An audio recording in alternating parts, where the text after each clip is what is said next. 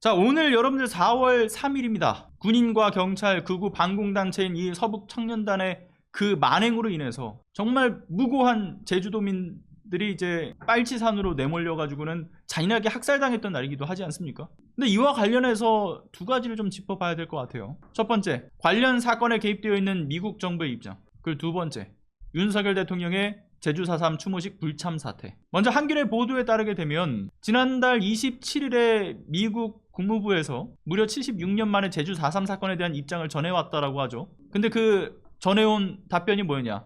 참혹한 비극, 결코 잊어서는 안 되는 사건이라고 관련된 내용을 답변을 했다라고 합니다. 아시다시피 미군정 하에 발발을 했고 군사고문단과 주한미군 이 대사관의 진압 지휘에 따라서 확산의 역할을 했던 사건이기도 한 만큼 미국은 이 사건에 대한 책임이 분명히 해왔습니다. 실제로 제주도민 수천여 명의 희생을 불러온 이 무력 진압 과정에서 미군이 단순 방관자의 위치에만 있지 않았다는 것이 여러 보고서와 역사적 기록을 통해서 확인이 되어 오지 않았습니까? 그럼에도 불구하고 지금까지 이 사건에 대한 명확한 사과나 책임 있는 반응을 보여왔습니까? 보여오지 않았죠. 그런데 76년 만의 입장 표명이 참혹한 비극, 결코 잊어서는 안 되는 사건이라는 점.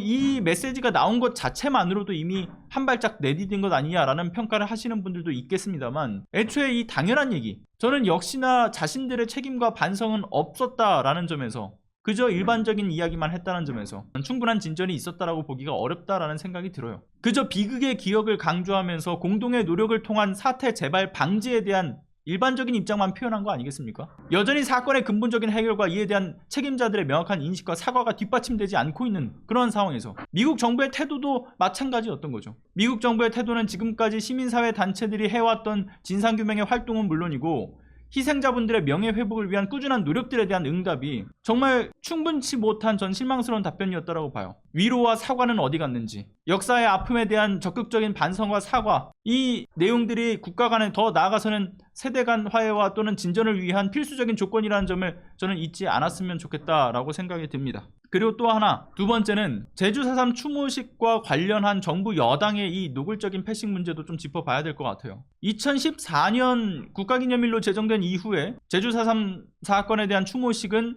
정부가 주관을 해왔던 행사지 않습니까? 그런데 역대 보수 정권에서도 단 한 번 이 추모식에 참석을 한 적이 없어요. 윤석열 대통령이라고 해서 다릅니까? 당선인 신분 때 한 번 나왔던 거 빼놓고서는 취임 이후에 지금껏 단 한 번도 참석을 하지 않았고, 오늘도 두 번 연속으로 해서 추모식에 결과적으로 불참 결정을 내렸다지 않습니까? 아니어도 제주 4.3 사건을 빨갱이들의 폭동이다라고 이렇게 왜곡을 해왔던 그 뉴라이트 세력들을 대거 정부 요직에 등용을 하는 정말 처참한 역사 인식의 부재의 모습을 보여왔던 이 정부인데, 이번에도 여전히 그 점을 드러내고 있는 거죠. 심지어 국민의힘 한동훈 비대위원장 역시도 추모식에 불참 결정을 내렸다고 하지 않습니까? 당초에 윤석열 대통령의 추모식 참석을 건의했다라고 했던 그 국민의힘 도대체 어디 갔어요? 국민의힘의 운전대를 잡고 있는 한동훈 비대위원장 역시 지금 불참을 한다?